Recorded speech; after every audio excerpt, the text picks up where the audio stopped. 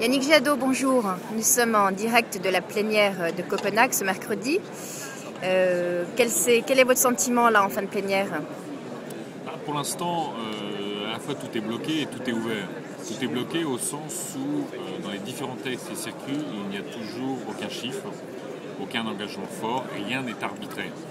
Et donc, on peut aussi dire que politiquement tout est ouvert au sens où les ministres et les chefs d'État et de gouvernement qui arrivent vont devoir arbitrer sur l'ensemble de ces options.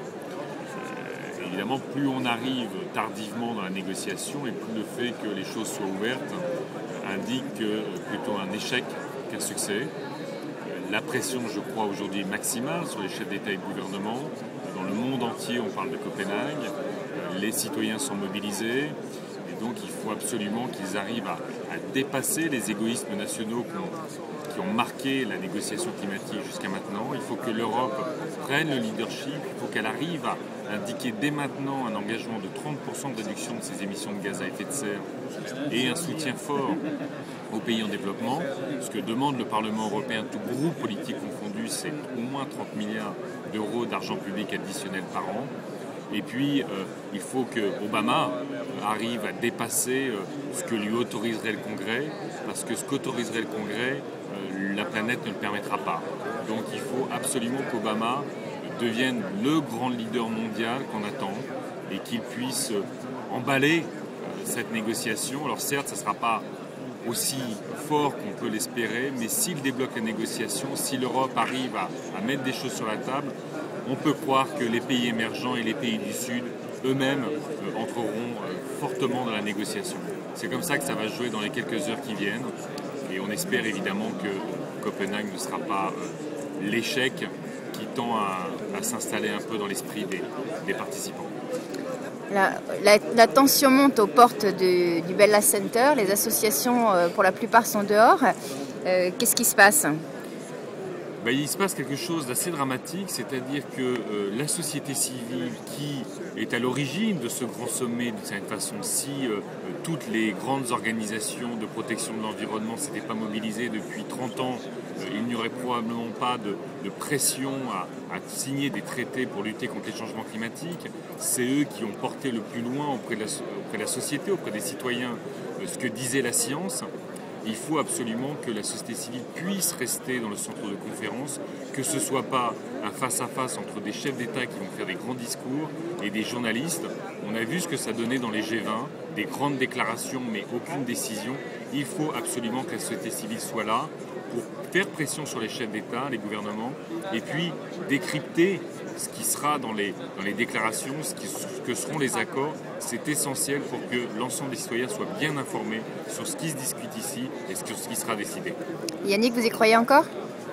On peut qu'y croire, je veux dire, il faut être résolu, ce n'est pas une question de pessimisme ou d'optimisme. Il faut être résolu, ce qui se joue ici est absolument considérable. On sait qu'on n'obtiendra pas le meilleur, on sait qu'il y aura encore à négocier derrière Copenhague, mais si Copenhague est un échec, ce sera de toute façon très difficile de négocier derrière et il y aura encore plus de victimes des changements climatiques dans les mois, dans les années à venir et ce sera véritablement un échec pour la communauté internationale, pour nos sociétés en termes de changement de mode de production, de changement de mode de consommation, de changement de rapport nord-sud. On aura perdu toutes ces opportunités et ce sera pour partie dramatique. Europe Écologie est mobilisée ici à Copenhague, vous serez là jusqu'au bout ? Europe Écologie sera là jusqu'au bout, on est parlementaire européen, on est représentant des collectivités, on est parfois, pour certains militants d'Europe Écologie dans les associations.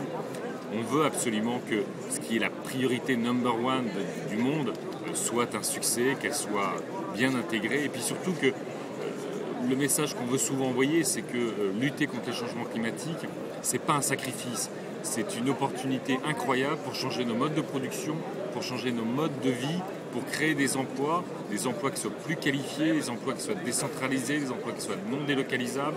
Ce sont des secteurs d'activité énormes qu'il faut mettre en œuvre et franchement, c'est la société de demain qu'on peut commencer à inventer aujourd'hui. Ce que vous êtes en train de dire là, Yannick, ce sera quelque chose à décliner au niveau régional. Est-ce que vous pensez que le message d'Europe Écologie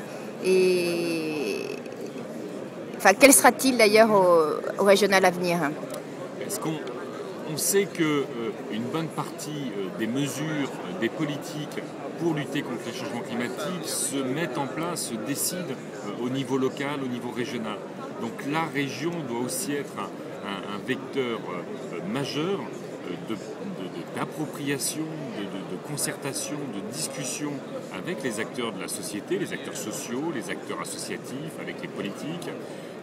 Les collectivités locales ont aujourd'hui des responsabilités sur les enjeux d'énergie, sur les enjeux d'agriculture, sur les enjeux de transport ou d'urbanisme.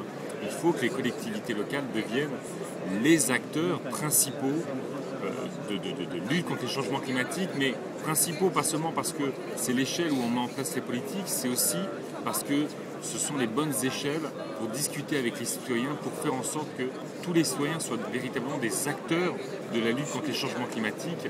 Ce n'est pas à travers les États qu'on sauvera le climat, c'est à travers les citoyens, leurs gestes évidemment au quotidien, mais leur implication dans la vie de la société et donc dans la politique. Okay. Merci Yannick et bon courage pour la suite. Merci.